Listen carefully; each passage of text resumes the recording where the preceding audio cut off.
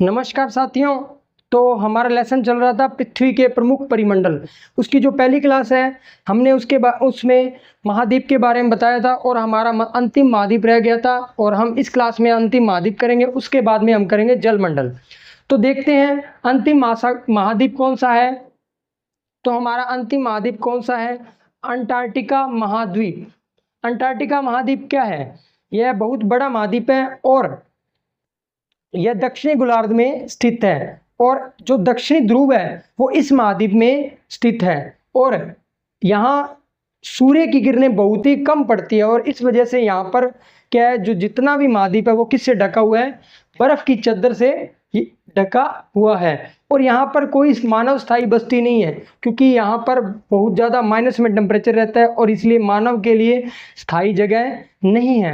लेकिन मैं आपको बता दूं कि भारत के जो 2 शोध केंद्र यहाँ पर हैं स्थित हैं।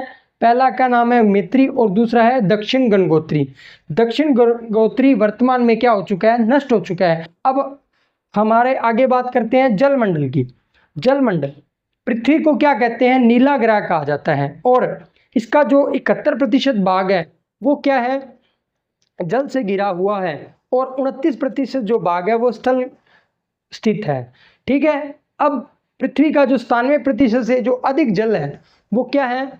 महासागरों में पाया जाता है और ये जो महासागरों का जो पानी होता है या जल होता है वो क्या होता है? सबसे ज़्यादा खारा होता है और लवणीय जल कहा जाता है इसको। और यह मानव के उपयोग के लिए नहीं है। और जो बाकी जो बचा जल है वो बर्फ की चादरों से ढका हुआ है और ग्लेशियर में पाया जाता है। और जल का बहुत ही कम भाग मानव के पीने योग्य काम आता है। उसमें से सिर्फ 2.5% जल ही क्या है? मानव के पीने योग्य है और बाकी जो अन्य जल है वो सारा का सारा खारा जल है जो मानव के उपयोग में नहीं आता है। अब हम बात करते हैं आगे महासागर की। महासागर क्या है? समुद्र का पानी हमेशा गति में रहता है। इसकी 3 प्रमुख विधियां हैं। कौन कौन सी?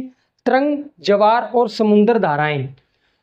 तो इसके अंदर हम 4 महासागर के जो प्रमुख महासागर है उनकी चर्चा करेंगे। पहला जो हमारा सबसे बड़ा जो महासागर है प्रशांत महासागर, अटलांटिक महासागर, हिंद महासागर और आर्कटिक महासागर के बारे में बात करते हैं।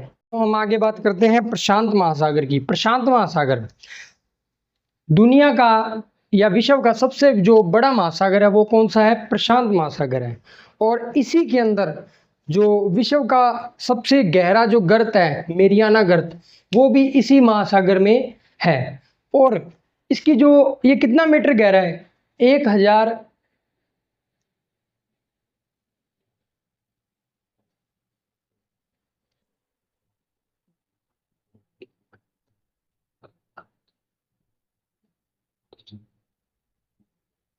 तो प्रशांत महासागर की बात करते हैं। सबसे बड़ा महासागर है प्रशांत महासागर।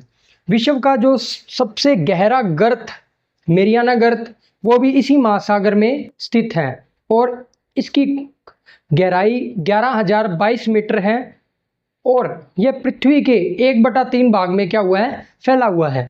और यह गोलाकार है और एशिया, ऑस्ट्रेलिया, उत्तरी और दक्षिणी अमेरिका इससे क्या हुए हैं? घेरे हुए हैं।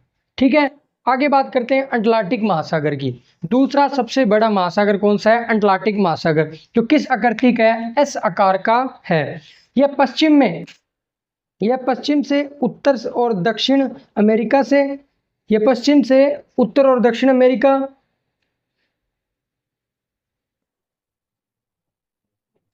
अब बात करते हैं हम अटलांटिक महासागर की। दूसरा सबसे बड़ा महासागर है और यह एस आकृति का है और यह पश्चिम से उत्तर और दक्षिण अमेरिका से और पूर्व से यूरोप से और अफ्रीका से घिरा हुआ है।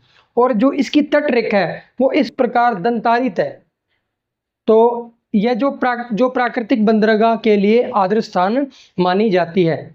जो प्राकृतिक बंदरगाह के लिए क्या मानी जाती है? आदर्श स्थान मानी जाती है। अब आगे बात करते हैं हिंद महासागर की। यह त्रिभुजाकार आकृति का है और यह उत्तर में एशिया से और पश्चिम में अफ्रीका से और ऑस्ट्रेलिया से पूर्व से जुड़ा हुआ है। हम आगे बात करते हैं आर्कटिक महासागर की।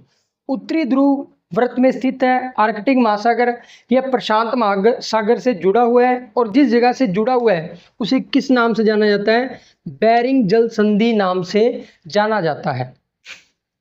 अब हम आगे बात करते हैं वायुमंडल की। वायुमंडल क्या होते हैं? तो वायुमंडल पे चर्चा करते हैं। 1600 किलोमीटर की ऊंचाई तक वायुमंडल फैला हुआ है और पृथ्वी के चारों ओर गैसों की क्या पाई जाती है? परतें पाई जाती है। और जो वायुमंडल है वो क्या करता है? हवा प्रदान करता है जो सांस लेने के लिए उत्तरदायी है। मानव के सांस लेने के लिए, जीवों के सांस लेने के लिए वायुमंडल क्या है? उत्तरदायी है। सूर्य की जो हानिकारक किरणें, उनसे भी हमारी क्या करता है? रक्षा करता है। और इसके अंदर वायुमंडल में 5 परतों में बांटा गया है।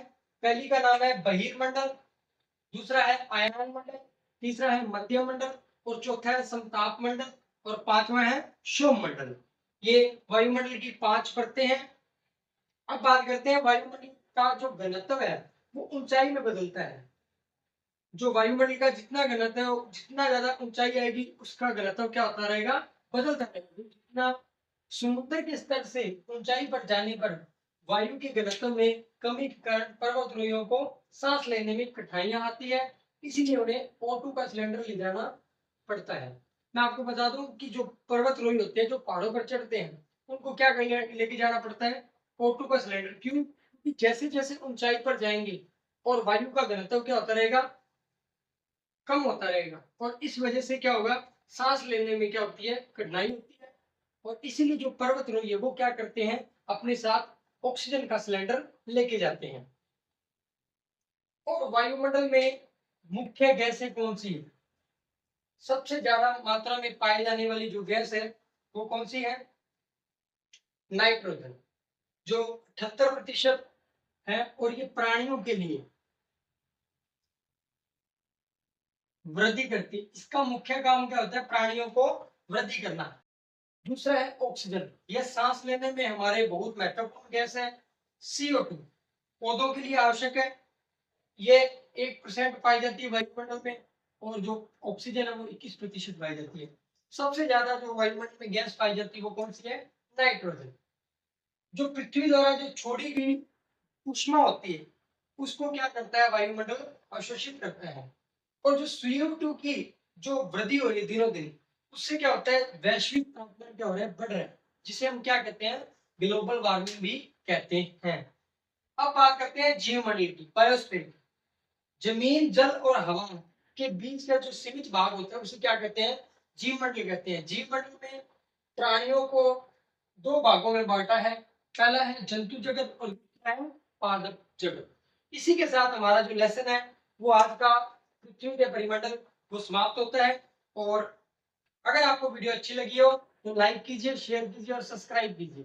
धन्यवाद।